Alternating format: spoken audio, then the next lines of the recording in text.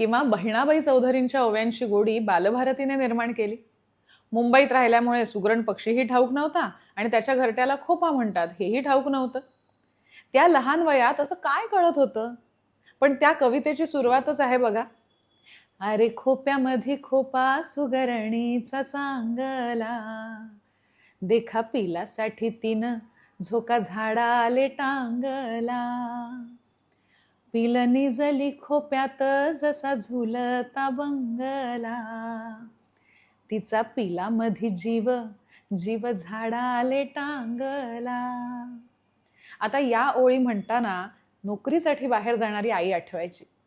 असं वाटायचं आपली आई पण त्या सुगरण पक्षिणीसारखीच आहे. आपण काही करायला हवं याची प्रेरणा त्या लहान वयात बहिणाबाईंच्या शब्दांनी दिली.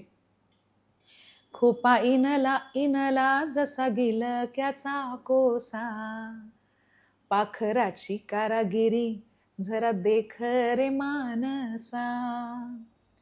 तिची उलुशीच चोच तेच दात तेच ओठ, तुला देले रे देवान 2 हात 10 बोट. आता तुम्हालाही कितीतरी धडे आणि कविता आठवल्या असतील ना? मला सांगा बरं, काय काय आठवतंय? आणि तुम्हाला एखादा धडा किंवा कविता आठवते आहे पण पूर्ण आठवत नाहीये, असं होतंय का? मग या भागाच्या शेवटी तुम्हाला एक गंमत सांगते.